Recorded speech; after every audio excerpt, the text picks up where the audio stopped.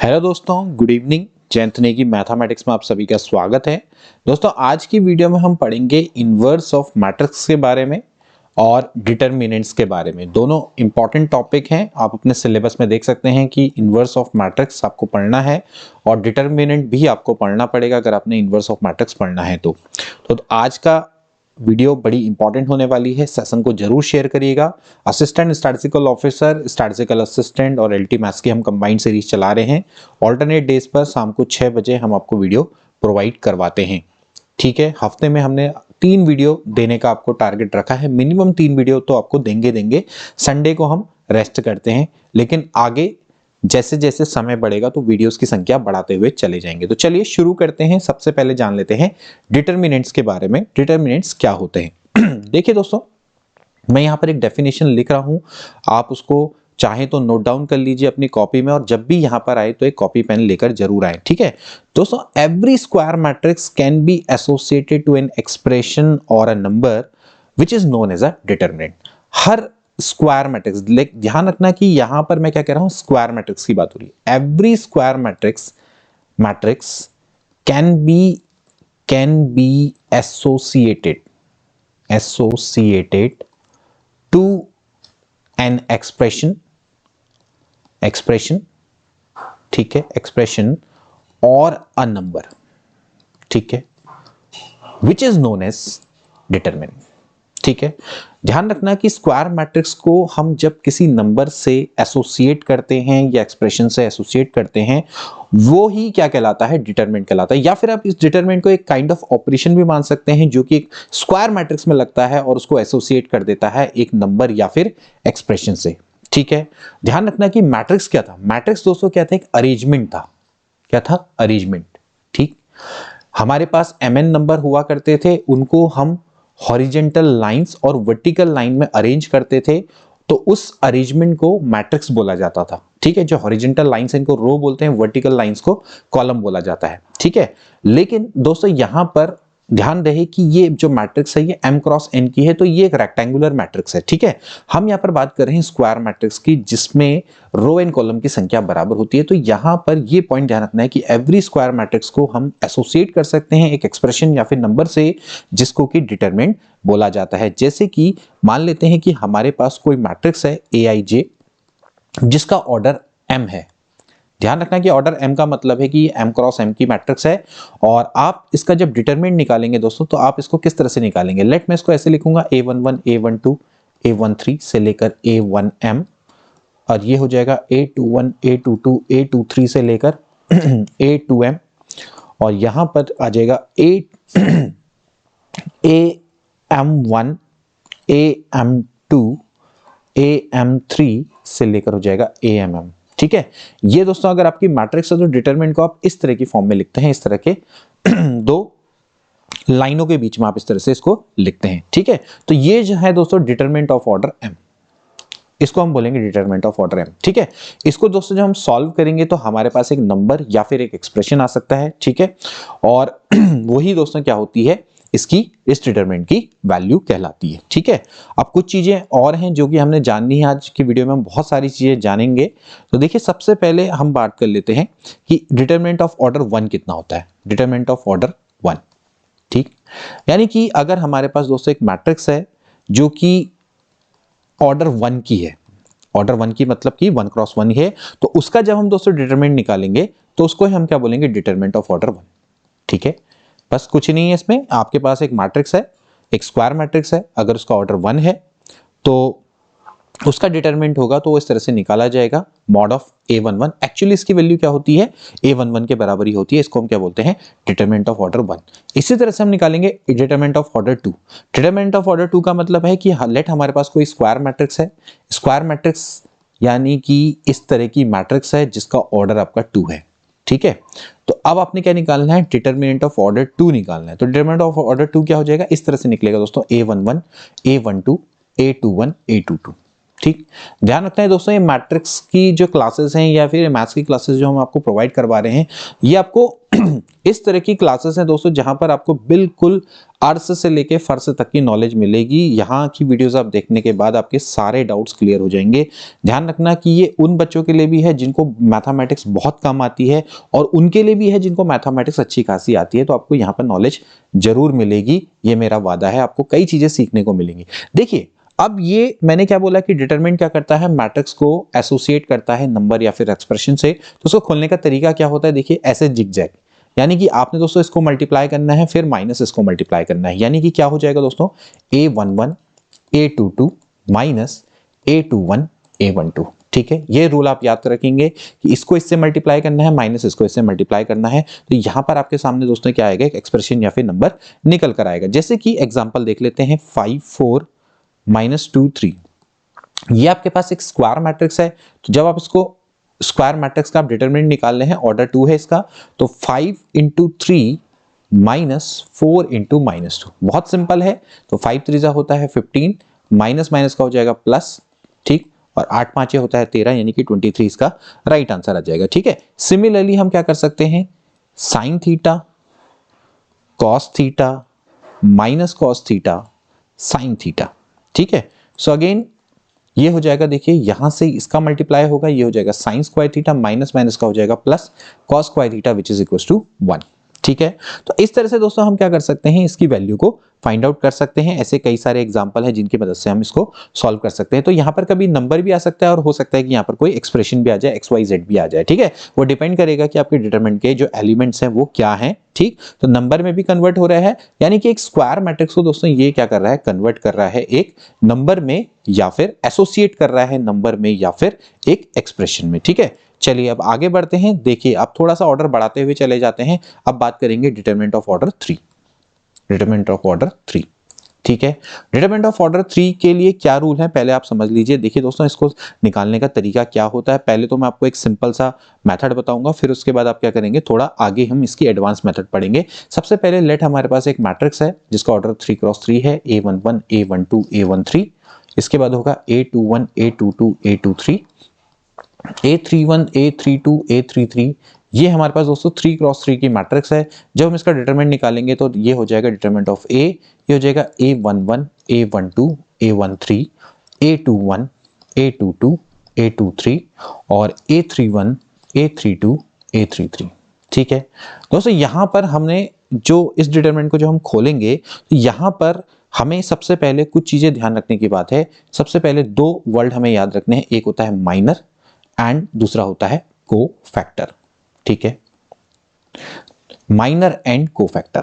ठीक, तो सबसे पहले दोस्तों हम बात करेंगे माइनर की। ठीक है, माइनर को हम किस तरह से शो करते हैं, जैसे अगर हम बात करनी है माइनर की, तो माइनर जनरली दोस्तों क्या होता है, डिटरमिनेंट होता है ऑफ ऑर्डर 2 का। ठीक है, और वैसे हम इसको जनरलाइज करके क्या कर सकते हैं कि जब आपकी, जैसे अगर मुझे किसी एलिमेंट का माइनर निकालना है, जैसे मुझे a11 का माइनर निकालना है, तो मुझे क्या करना पड़ेगा दोस्तों, इसके रिस्पेक्टिव रो एंड इसके रिस्पेक्टिव कॉलम को मुझे डिलीट करना पड़ेगा। जो बाकी की जो बचेगा डिटरमिनेंट वो क्या कहलाएगा, माइनर कहलाएगा। ठीक है, तो एक्चुअली जो माइनर ऑफ 1 1 होगा वो क्या हो जाएगा दोस्तों, a22 a23 a32 a33। ठीक है, ध्यान रहेगा ये। इसी तरह से अगर मुझे a12 का माइनर निकालना है दोस्तों, तो मुझे क्या करना पड़ेगा, इसको और इसको डिलीट मारना पड़ेगा, और जो बचेगा a1 यानी कि m12 जो बचेगा दोस्तों, तो वो क्या क्या बचेगा, एक ये एलिमेंट है, ये एलिमेंट है, ये एलिमेंट है और ये एलिमेंट है। ठीक है, तो यहां पर हो जाएगा a21 a23 a31 a33। ठीक है, तो ये दोस्तों माइनर कहलाता है। इसी तरह से मैं क्या कर सकता हूं, a32 का माइनर निकाल सकता हूं। तो a32 का माइनर क्या होगा, इसके सामने की कॉलम और इसके सामने की रो को मैं डिलीट मार दूंगा, जो बाकी के एलिमेंट बचेंगे a11 a13 a21 और a23 उसको मैं डिटरमिनेंट की फॉर्म में लिख लूंगा, तो वो मेरे को मिल जाएगा m32। ठीक है, तो इस तरह से हम इसको निकाल सकते हैं। ठीक, तो ये तो दोस्तों हो गए माइनर। ठीक है, माइनर जनरली क्या है आपका, यहाँ पर matrix of determinant of order 2 कहते हैं। ठीक है, लेकिन अगर सपोज करो आपके पास 4 × 4 की मैट्रिक्स होगी, तो उस केस में क्या हो जाएगा, जो माइनर निकलेगा वो ऑर्डर 3 का निकलेगा। ठीक है, तो यहां पर हमारे पास 3 का डिटरमिनेंट है, तो माइनर निकलेगा ऑर्डर 2 का। ठीक है। अगर हमारे पास 6 का डिटरमिनेंट होगा तो माइनर कितने का निकलेगा, 5 का निकलेगा, ठीक है। तो चलिए अब यहां पर बात करते हैं कोफैक्टर की, ठीक है। कोफैक्टर में दोस्तों क्या होगा, कोफैक्टर को हम इससे दिखाते हैं, ए से शो करते हैं। तो कैपिटल A11 में यहां पर क्या होगा दोस्तों, ये भी माइनर के बराबर ही होगा, लेकिन यहां पर क्या होगा, इसके साइन में चेंज हो जाएगा, ठीक है। यानी कि जो इसके साइन है, जब हम इसके आगे के साइन को भी कंसीडर करेंगे तो जो माइनर है वो कोफैक्टर में कन्वर्ट हो जाएगा। देखिए जो पहला साइन होता है वो प्लस होता है, ठीक है। पहले कोफैक्टर का साइन प्लस होता है, दूसरे वाले का माइनस होता है, तीसरे वाले का प्लस होता है, ठीक है। अब दोस्तों इसके लिए आप क्या रूल याद कर सकते हैं, देखिए इसके लिए आपको कुछ नहीं करना है। यहां पर जो रूल है वो ये है कि -1 की पावर 1 + 1, तो -1 की पावर 1 + 1 M11 के बराबर होगा, ठीक है। इसी तरह से दोस्तों अगर आपने A21 निकालना है तो वो होगा -1 की पावर, देखिए ये A2 है, ये 1 है, तो ये हो जाएगा 2 + 1 M21, ठीक है। ध्यान रखना कि ये रूल बिल्कुल अच्छे से याद करने हैं, ठीक है। इसी तरह से आपको अगर A31 निकालना है तो ये हो जाएगा -1 की पावर 3 + 1 M31, ठीक। यानी कि आप माइनर से ही कोफैक्टर निकाल सकते हैं। तो कोफैक्टर एक्चुअली क्या है, माइनर है, लेकिन जब आप साइन को कंसीडर करेंगे, ठीक, साइन को कंसीडर करना है। माइनर में क्या होता है, साइन को कंसीडर नहीं किया जाता है, ठीक। अगर जनरल रूल निकालेंगे तो AIJ बराबर क्या हो जाएगा, -1 की पावर I + J MIJ, ठीक हो गया। तो ऐसे करके दोस्तों आप क्या कर सकते हैं, कोई सा भी कोफैक्टर निकाल सकते हैं। तो जैसे अगर मुझे A34 निकालना होगा तो बताइए क्या हो जाएगा, -1 की पावर 3 + 4 M34, ठीक है। तो -1 की पावर 3 + 4 यानी कि -1 की पावर 7, तो M34 और -1 की पावर 7 एक्चुअली क्या होगा, -1 होगा, ठीक है। और M34 क्या मिलेगा दोस्तों, जो हमारे पास यहाँ पर A34 नंबर का जो एलिमेंट होगा उसके सामने की रो एंड कॉलम को डिलीट करने के बाद जो बाकी के एलिमेंट्स बचेंगे उनका जब हम डिटरमिनेंट लेंगे उसी को हम दोस्तों क्या बोलेंगे, M34 से शो करेंगे। तो इस तरह से दोस्तों आप माइनर एंड कोफैक्टर को निकाल सकते हैं, ठीक है। अब मेनली आता है दोस्तों कि डिटरमिनेंट ऑफ ऑर्डर 3 है, इसको कैसे खोला जाए, ठीक। डिटरमिनेंट ऑफ ऑर्डर 3 है, जैसे कि हमने डिटरमिनेंट ऑफ ऑर्डर 2 पढ़ा, ऐसे ही हम दोस्तों सीखेंगे कि भाई डिटरमिनेंट ऑफ ऑर्डर 3 को कैसे खोला जाता है, ठीक है। तो चलिए अगली स्लाइड में करते हैं इसको।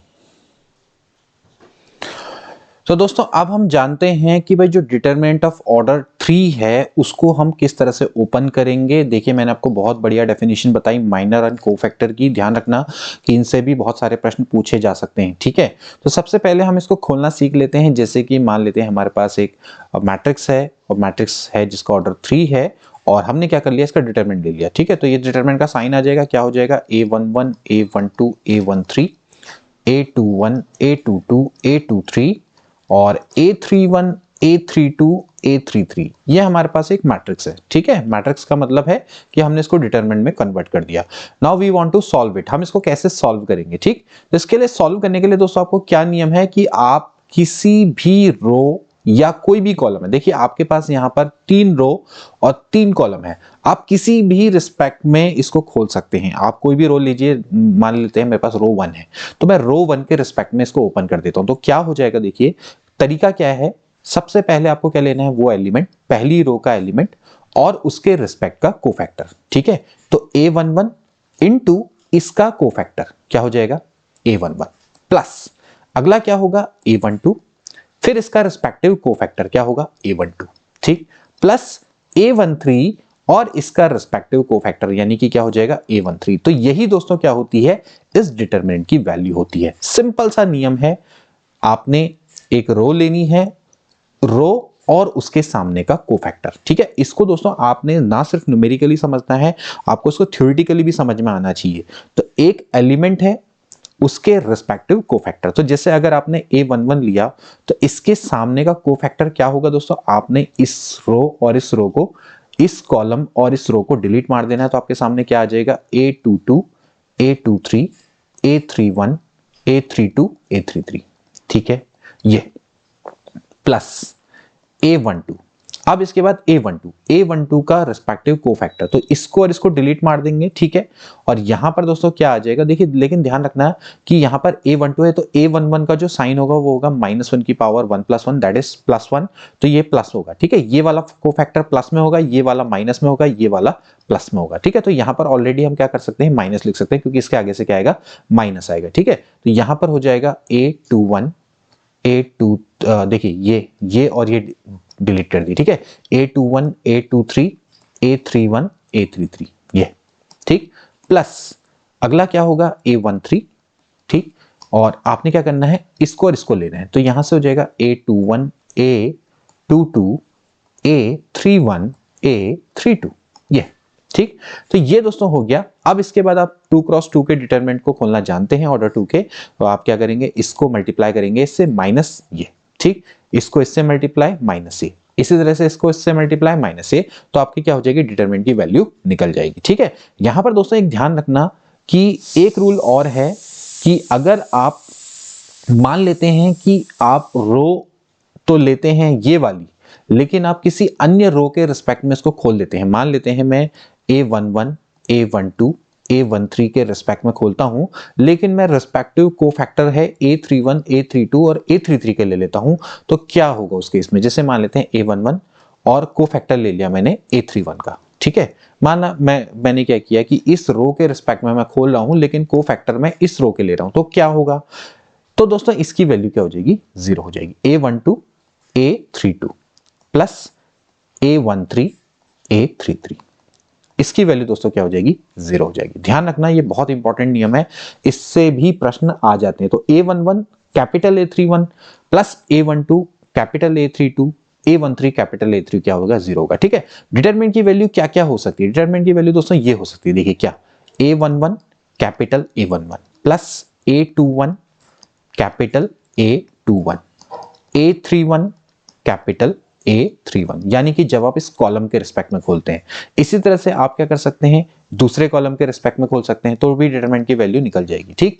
तो डिटरमिनेंट की वैल्यू क्या होगी दोस्तों, ये होगी A12 कैपिटल A12, ठीक।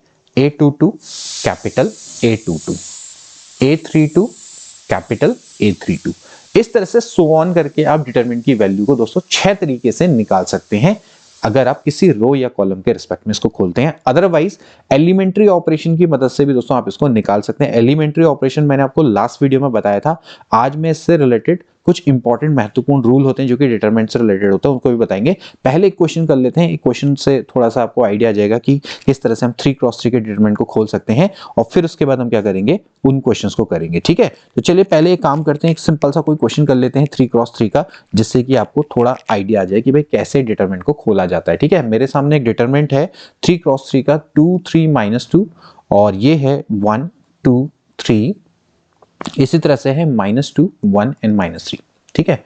ये हमारे पास दोस्तों एक ऑर्डर 3 का डिटरमिनेंट है, एंड हमें क्या करना है, इसकी वैल्यू को निकालना है, ठीक है। तो इसको कैसे निकाला जाएगा दोस्तों, मैं काम करता हूं, आप किसी के भी रिस्पेक्ट में खोल सकते हैं, मैं काम करता हूं रो 1 के रिस्पेक्ट में इसको खोल देता हूं। तो रो 1 के जब मैं इसको रिस्पेक्ट में खोलूंगा तो क्या आएगा दोस्तों, क्या होता है फॉर्मूला, मैंने आपको बताया A11 capital A11 A12 capital A12 plus A13 capital A13, ठीक। बहुत सिंपल है, बिल्कुल याद रखना है, कोई भी डाउट नहीं होना चाहिए, ठीक। तो A11 यानी कि ये वाला एलिमेंट 2, ठीक है। अब दोस्तों क्या करेंगे, इसके सामने ये और ये को डिलीट मार देंगे, इसके सामने की रो और इसके सामने के कॉलम को डिलीट मार देंगे, तो 2 3 1 -3, ठीक है। अब यहां पर जो कैपिटल A12 है, इसका साइन तो होता है प्लस, इसका साइन आएगा माइनस, ठीक है। कैसे आ रहा है इस नियम को याद रखना, -1 की पावर 1 + 2 -1 की पावर 3 क्या हो जाएगा, -1 हो जाएगा, ठीक है। तो यहां पर आ जाएगा -3, ठीक। अब क्या करना है, 3 वाला एलिमेंट है, इसके सामने और ये इसके सामने का कॉलम और रो को डिलीट मार दो, तो बचेगा क्या, जो बचेगा वो यहां पर लिख दो 1 3 -2 -3, ठीक है।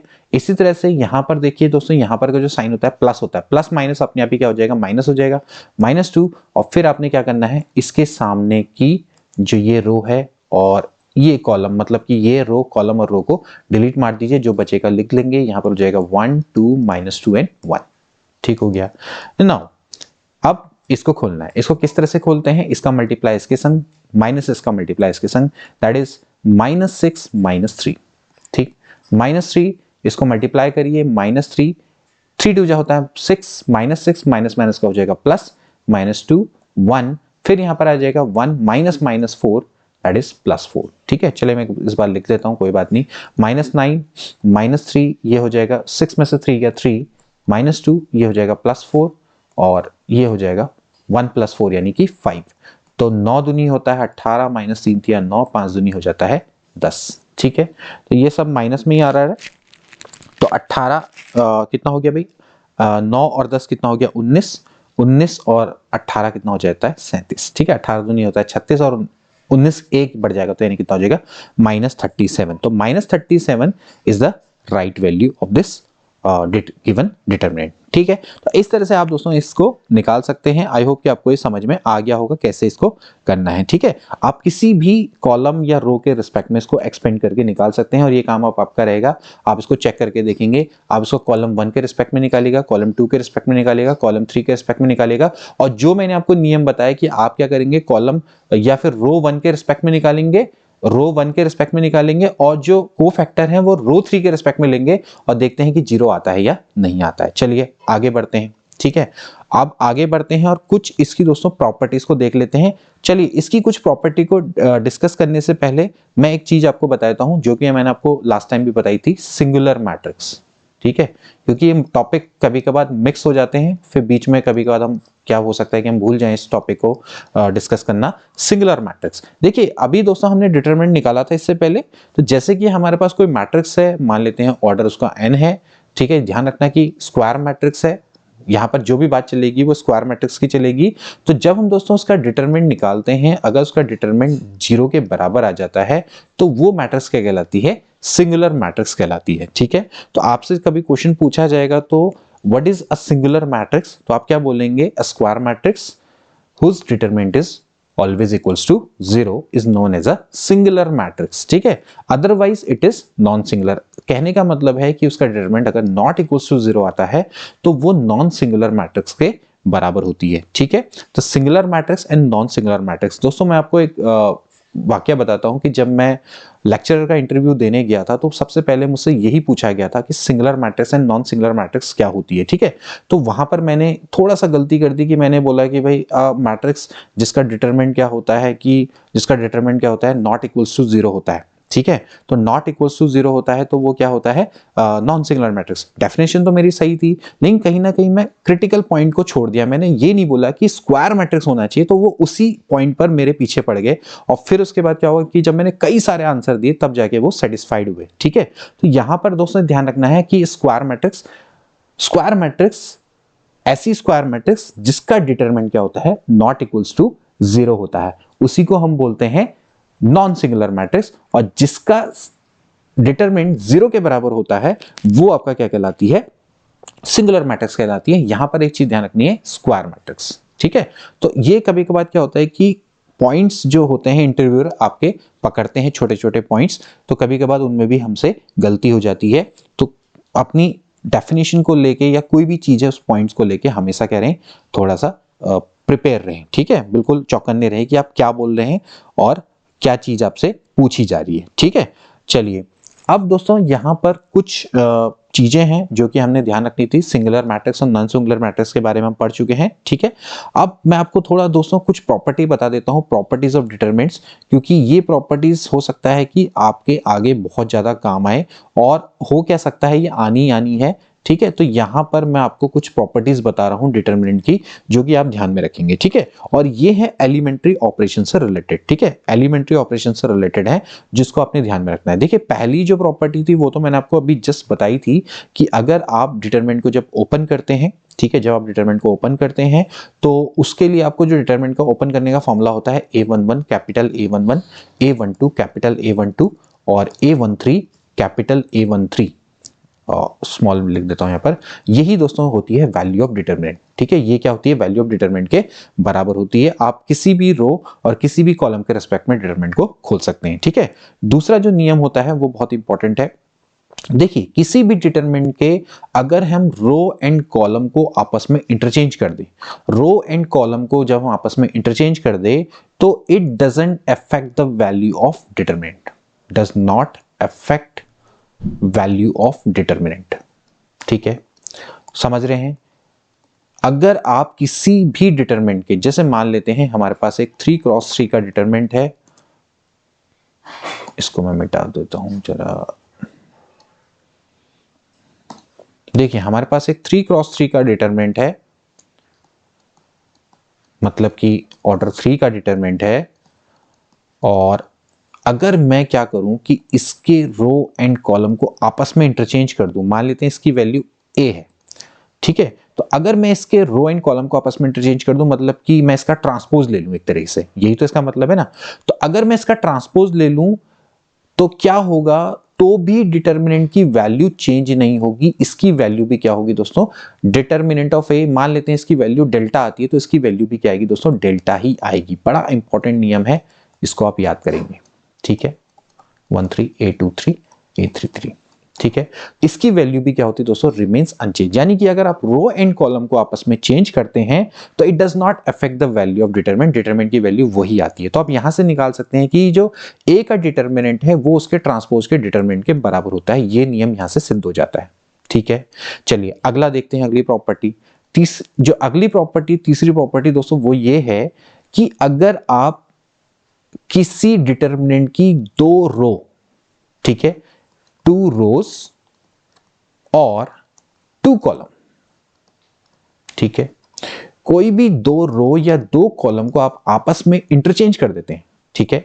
ध्यान रखना कि यहां पर रो एंड कॉलम को आपस में इंटरचेंज नहीं किया जा रहा है, 2 रो, जैसे कि मान लेते हैं हमने R1 और R2 को इंटरचेंज कर दिया, या हमने C1 और C2 को इंटरचेंज कर दिया, तो क्या होगा, तो जो नया डिटरमिनेंट होगा वो पुराने डिटरमिनेंट से +1 साइन, सॉरी -1 साइन क्या हो जाएगा, डिफर हो जाएगा, ठीक है।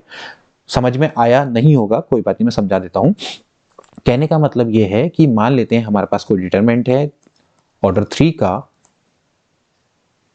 13 A21 A22 A23 A31 A32 A33, ठीक है। मैंने क्या किया, ये कॉलम 1 है, कॉलम 2 है, कॉलम 3 है, मैंने क्या किया, इस डिटरमिनेंट के कॉलम 2 और कॉलम 1 को आपस में इंटरचेंज कर दिया, ठीक है। आपस में मैंने क्या कर दिया, इंटरचेंज कर दिया। तो जब मैं आपस में इसको इंटरचेंज करूंगा दोस्तों, A21 A22 A32 A11 A21 A31 A13 A23 A33, ठीक है। तो दोस्तों जो डिटरमिनेंट है, ये जो नया डिटरमिनेंट आएगा डेल्टा 1, ये पुराने डिटरमिनेंट से के बराबर होगा, लेकिन आगे से क्या लग जाएगा, माइनस लग जाएगा, ठीक है। या फिर आप ये कह सकते हैं कि यहां पर आगे से क्या आ जाता है, माइनस आ जाता है, ठीक हो गया। तो जो नया डिटरमिनेंट की वैल्यू होगी वो पुराने डिटरमिनेंट से क्या होगी, आपकी एक साइन मतलब डिफर कर जाएगी, ठीक है। इसी तरह से जितने बार मैं आपस में इसको इंटरचेंज करूंगा उतने माइनस आगे से आते चले जाएंगे, तो इसको आप ऐसे कह सकते हैं कि जो डेल्टा होगा वो माइनस ऑफ इसके बराबर होगा, ठीक है। इस तरह से आप इसको शो कर सकते हैं, ठीक। तो यहां से दोस्तों एक चीज क्लियर हो गया आई कि अगर आप एनी 2 रोज या एनी 2 कॉलम को आपस में इंटरचेंज करते हैं तो वहां पर जो नया डिटरमिनेंट आता है वो पुराने वाले डिटरमिनेंट से डिफर कर जाता है साइन में, यानी कि माइनस साइन में डिफर कर जाता है, ठीक है। तो अगर आप दोस्तों n टाइम्स अगर आप रो एंड कॉलम को आपस में इंटरचेंज करते हैं, यानी कि 2 रो या 2 कॉलम को आपस में इंटरचेंज करते हैं, तो जो नया वाला डिटरमिनेंट की वैल्यू होगी वो क्या होगी, -1 की पावर n ओल्ड डिटरमिनेंट की। समझ रहे हैं। अगर आपने मान लेते हैं 2 बार कॉलम को आपस में इंटरचेंज किया तो भाई आगे से क्या आ जाएगा, -1 का स्क्वायर आ जाएगा, ठीक है। अगर आप 3 बार करते हैं तो -1 का क्यूब आ जाएगा, यानी उतने ही माइनस आगे से आते हुए चले जाएंगे, ठीक। तो इसको क्या बोला जाता है कि जब आप 2 रो या 2 कॉलम को आपस में इंटरचेंज करते हैं तो डिटरमिनेंट की वैल्यू क्या होती है, -1 से डिफर कर जाती है, ठीक है। ये हो गया आपका तीसरा नियम, ठीक है। अब दोस्तों चौथा नियम देखते हैं। चौथा नियम क्या ये कहता है दोस्तों कि अगर कोई डिटरमिनेंट है, उसकी एक रो या फिर एक कॉलम के सारे एलिमेंट अगर 0 हैं, मान लेते हैं ये आपके पास इसको 1 2 लिख देते हैं, 1 2 1 3 A 2 2 2 3 और A32 A33, ठीक। तो एक डिटरमिनेंट के अगर सारे एलिमेंट अगर 0 हैं तो उस डिटरमिनेंट की वैल्यू क्या होती है, 0 होती है, ठीक है। मतलब कि एक रो या फिर एक कॉलम के सारे एलिमेंट्स अगर 0 हैं तो उस डिटरमिनेंट की वैल्यू क्या होती है, 0 के बराबर होती है। This is one of the very very important rule, ठीक है। तो इसको आप ध्यान रखना कि एक डिटरमिनेंट के अगर सारे एलिमेंट्स रो के या कॉलम के 0 हैं तो उस डिटरमिनेंट की वैल्यू भी क्या होती है, 0 के बराबर होती है, ठीक है। इसी तरह से अगर ये 0 0 होता तो इसकी वैल्यू क्या हो जाती, 0 हो जाती, ठीक है। अगला रूल ये कहता है कि अगर किसी डिटरमिनेंट के 2 रो या 2 कॉलम के एलिमेंट सेम है तो भी इस डिटरमिनेंट की वैल्यू क्या होती है, 0 होती है। जैसे मान लेते हैं A11 A12 A13 और यहां पर भी क्या है, A11 A12 A13 है, ठीक है, और यहां पर A21 A22 A23 है, मान लेते हैं जिस, ठीक है। तो दोस्तों यहां पर क्या आप देख सकते हैं C1 और C2 की वैल्यू सेम है, तो इस डिटरमिनेंट की वैल्यू भी क्या हो जाती है, 0 हो जाती है, ठीक है। ये दोस्तों एलिमेंट्री ऑपरेशन से रिलेटेड रूल हैं, इसको बिल्कुल याद करिएगा, आपके बहुत काम आएंगे, ठीक है। तो ये तो हो गया नियम कि अगर 2 रो या 2 कॉलम सेम है तो भी डिटरमिनेंट की वैल्यू क्या होती है, मतलब क्या हो जाती है, 0 हो जाती है, ठीक है। तो ये तो हो गए आपके कुछ नियम, ठीक। अब इसके बाद दोस्तों जो अगला नियम है, जो कि इंपॉर्टेंट नियम है, वो है दोस्तों रिलेटेड टू स्केलर मल्टीप्लिकेशन, ठीक है। यानी कि अगर कोई आपके पास एक स्केलर है और आप उसको डिटरमिनेंट से मल्टीप्लाई करते हैं तो क्या होगा, ठीक है। तो दोस्तों अगर आपके पास कोई स्केलर है, अगर वो डिटरमिनेंट से मल्टीप्लाई होता है तो वो उसके किसी रिस्पेक्टिव एक रो या एक कॉलम से मल्टीप्लाई होता है। कहने का मतलब ये है कि अगर मैं इसको k से मल्टीप्लाई करूंगा तो आप इसको ऐसा लिख सकते हैं जैसे कि ये सिर्फ रो 1 से मल्टीप्लाई हो सकता है, तो क्या होगा भाई, KA11 KA12 KA13, ठीक है। अब बाकी के जो एलिमेंट्स है वो ऐसे ही रहेंगे, ठीक। K11 इसी तरह से क्या हो जाएगा, A31 A32 A33, ये, ठीक। तो जब आप किसी स्केलर से मल्टीप्लाई करते हैं किसी डिटरमिनेंट को, तो वो उसके 3 रो एंड 3 कॉलम में से किसी एक से मल्टीप्लाई होता है, ठीक है, ध्यान रहेगा ये रूल, ठीक। इस रूल को ध्यान में रखना। जबकि मैट्रिक्स के केस में अलग था, मैट्रिक्स के केस में क्या था कि भाई K into matrix of A, जैसे आपके पास एक मैट्रिक्स है तो वो एक्चुअली क्या होता था कि उसके हर एलिमेंट से मल्टीप्लाई हो जाता था, तो आप इसको इस तरह से लिख सकते थे, ठीक है। तो यहां पर क्या होगा कि K into determinant of A क्या होगा, उसके रिस्पेक्टिव कॉलम या रोज में से किसी एक से मल्टीप्लाई होगा, ठीक है। अब ध्यान रखना कि अगर ऐसा हो तो क्या होगा, अगर मैं ऐसा कहता हूं कि भाई K इंटू ए का मैं डिटरमिनेंट निकालूं तो क्या होगा, ठीक है। तो दोस्तों यहां पर ध्यान रखना कि जैसे अगर मैं K इंटू ए मैट्रिक्स है या फिर यहां पर K इंटू ए है, दोनों बात बराबर है, ठीक। लेकिन यहां पर ये चीज अलग है, ये चीज अलग है। ये दोस्तों जब बाहर आएगा तो इसकी वैल्यू क्या होगी, K की power n determinant of A, ठीक है। What is n, n is the order of A, ठीक है। जैसे मान लेते हैं अगर यहां पर ऑर्डर ऑफ ए 3 है तो ये हो जाएगा k की पावर 3 डिटरमिनेंट ऑफ ए के बराबर, ठीक है। क्योंकि यहां पर अगर आप देखिए इसका मतलब क्या है, इसका मतलब यह है कि इसके हर एलिमेंट से k मल्टीप्लाई है, ठीक है। तो k यहां से भी बाहर आएगा, यहां से भी बाहर आएगा, यहां से भी बाहर आएगा, इसका मतलब है कि 3 रो से k को बाहर लेना पड़ेगा, तो k की पावर क्या हो जाएगा, 3 हो जाएगा, ठीक है। बहुत इंपॉर्टेंट नियम है, ध्यान रखना कि अगर KAIJ यानी अगर मैट्रिक्स है तो ये तो सिंपली क्या होता है, K इंटू AIJ के बराबर होता है, ठीक है। लेकिन अगर बात चल रही है डिटरमिनेंट की, तो ये क्या हो जाएगा K, और ये डिपेंड करेगा कि इस मैट्रिक्स का ऑर्डर क्या है। मैट्रिक्स का ऑर्डर अगर 4 है तो K की पावर 4 हो जाएगा, AIJ के बराबर हो जाएगा, ठीक है। तो ये नियम भी आप ध्यान रखेंगे, स्केलर का नियम, ठीक है। स्केलर मल्टीप्लिकेशन का जो नियम है वो भी आपने याद रखना है, ठीक है। अगला नियम देखते हैं। इसके बाद दोस्तों अगला नियम है दोस्तों जो कि डिटरमिनेंट से रिलेटेड है और एलिमेंट्री ऑपरेशन वाला था दोस्तों, जो कि मैंने आपको तीसरा नियम बताया था एलिमेंट्री ऑपरेशन का, कि अगर ईच एलिमेंट्स ऑफ रो या फिर column of a determinant is multiplied by the same constant and then added to the corresponding elements of some other row, then the value of determinants remains same, या constant बोल सकते हैं, ठीक है। यानी कि अगर आपके पास कोई डिटरमिनेंट है, ठीक, और उसके रो एंड कॉलम को आप किसी कांस्टेंट से मल्टीप्लाई करते हैं या फिर किसी स्केलर से मल्टीप्लाई करते हैं और फिर उसको किसी दूसरी रो या कॉलम में आप ऐड करते हैं, तो उससे भी क्या होता है, value of determinant remains same या कांस्टेंट रहती है, ठीक है। यानी कि अगर मान लेते हैं मेरे पास कोई डिटरमिनेंट है, उसकी रो 1 है और आपने क्या किया कि रो 1 में आपने क्या किया कि जो दूसरी रो है R2 को ट्वाइस करके ऐड कर दिया, तो भी दोस्तों इससे क्या होता है, डिटरमिनेंट की वैल्यू चेंज नहीं होती। जैसे मान लेते हैं A11 A12 A13 A21 A22 A23 A31 A32 A33, ठीक है। ये मेरे पास कोई डिटरमिनेंट है, ठीक है। तो मैंने ऑपरेशन क्या लगाया कि मैंने R1 में ट्वाइस ऑफ R2 करके ऐड कर दिया, ठीक है। तो होगा क्या, होगा ये कि मैंने क्या किया कि जो रो 1 है, ये रो 1 है, ये रो 2 है, तो मैंने इसका ट्वाइस करके इसमें ऐड कर दूंगा, तो क्या हो जाएगा, A11 twice A21 A12 plus twice A22 A13 plus twice A23, ये, ठीक है। A21 A22 A23 A31 A32 A33, ये ठीक है।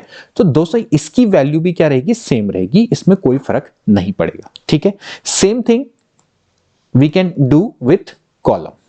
ठीक है, कॉलम में भी यही चीज आप अप्लाई कर सकते हैं और कोई भी अंतर नहीं आएगा। तो ये दोस्तों कुछ इंपॉर्टेंट प्रॉपर्टीज हैं डिटरमिनेंट की, आपको ध्यान रखनी है। इसके अलावा ध्यान रखना दोस्तों कि अगर आपके पास डिटरमिनेंट है और आप डिटरमिनेंट निकालना चाहते हैं किसी डायगोनल मैट्रिक्स का, हालांकि मैं इसको आपको पहले ही बता चुका हूं, डायगोनल मैट्रिक्स का आप जब डिटरमिनेंट निकालना चाहते हैं तो वो जो डिटरमिनेंट होता है दोस्तों वो उस डायगोनल मैट्रिक्स के लीडिंग डायगोनल के एलिमेंट्स के प्रोडक्ट के बराबर होता है। ठीक है, यानी कि आपके पास एक डायगोनल मैट्रिक्स है, मान लेते हैं ऐसी होती है डायगोनल मैट्रिक्स 0 A 2 2।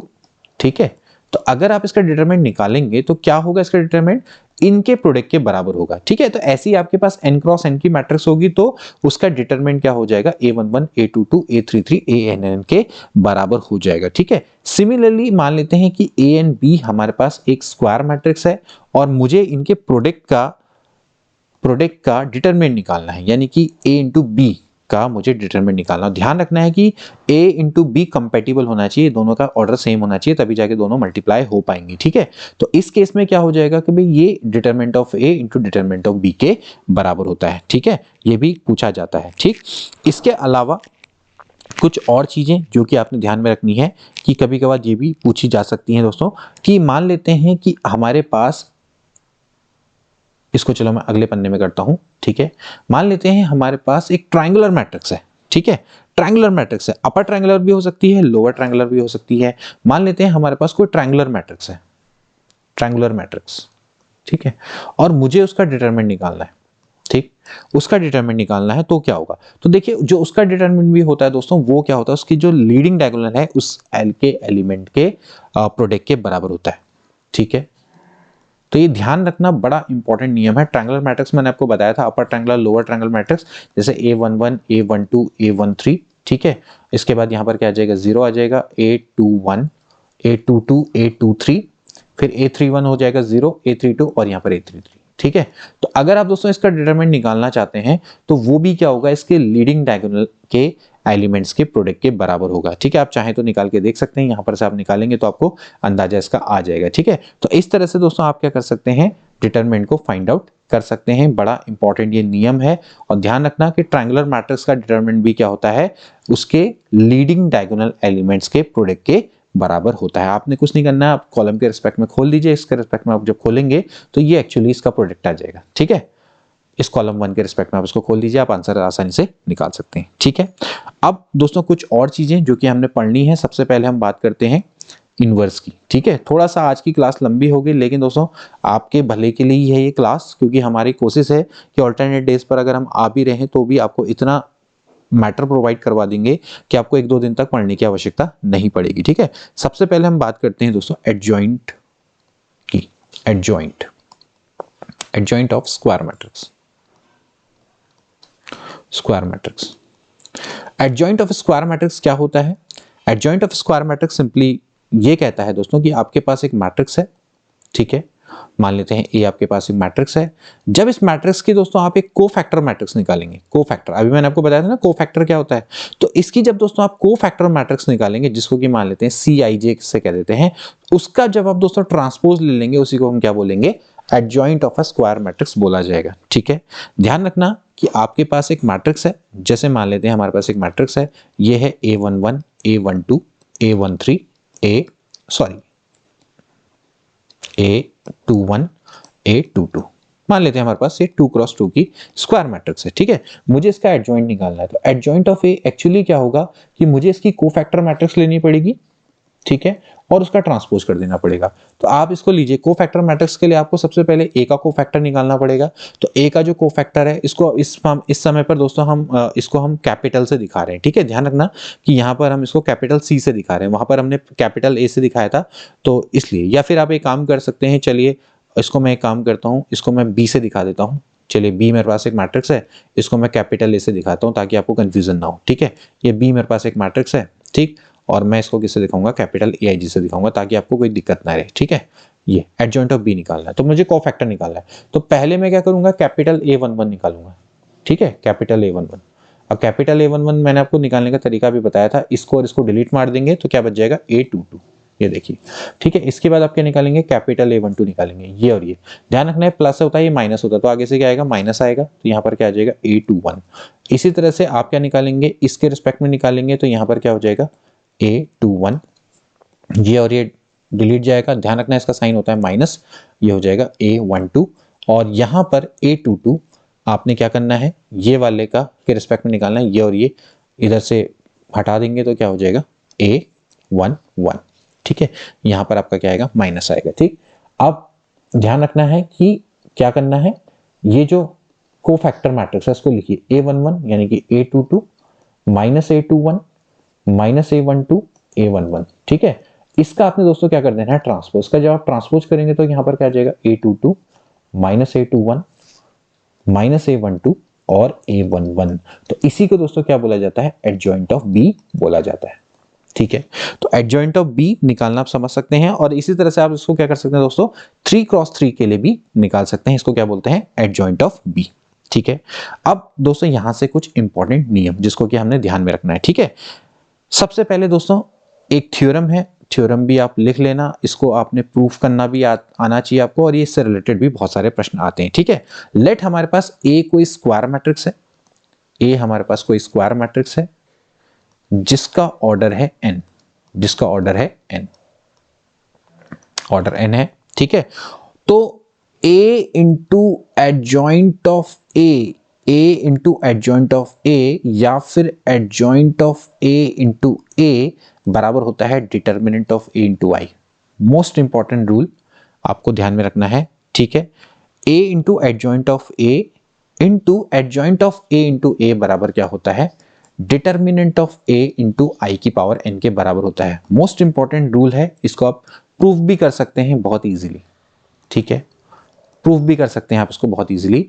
ध्यान रखना है कि आपने A into adjoint of A को जब आप मल्टीप्लाई करते हैं और adjoint of A into A करते हैं तो वो determinant of A into I की पावर, यहाँ पर A is a square matrix of order n है। मान लेते हैं मेरे पास A, छोटे से प्रूफ करते हैं, A is a square matrix of order 3 मान लेते हैं, ठीक है। तो उस केस में क्या होगा, A बराबर होगा A11 A12 A13 A21 A22 A23 A31 A32 A33, ठीक है भाई।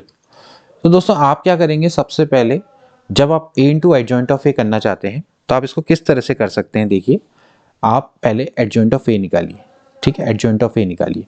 एडजॉइंट ऑफ A कुछ नहीं होता है, इसकी जो कोफैक्टर मैट्रिक्स आती है उसका ट्रांसपोज हो जाता है, ठीक है। तो मैं यहाँ पर डायरेक्टली इसको निकाल लेता हूँ, क्या होगा, कैपिटल A11 मैं डायरेक्टली लिख लेता हूँ, ठीक है। यहाँ पर क्या होगा A12 A13, क्या करना होगा, इसका कोफैक्टर इसका कोफैक्टर उसका कोफैक्टर, उसके बाद उसका क्या कर देना, ट्रांसपोज कर देना। तो मैंने इसको ऐसे लिख दिया, ठीक है, A21 A22 A23, ठीक है, A23, ठीक। इसके बाद ये क्या होगा A31 A32 A33, ठीक है। यहां तक तो कोई भी दिक्कत आपको नहीं आनी चाहिए, ठीक है। अब देखिए मैं क्या करता हूं, यहां पर से मुझे करना है A into adjoint of A निकालना है, A into adjoint of A निकालना है। तो मैं क्या करूंगा, देखिए इन दोनों का मैं करूंगा प्रोडक्ट, ठीक है। मैं इसको प्रोडक्ट करूंगा, देखिए प्रोडक्ट का मैंने आपको रूल बताया था, क्या होता है, पहली रो पहला कॉलम।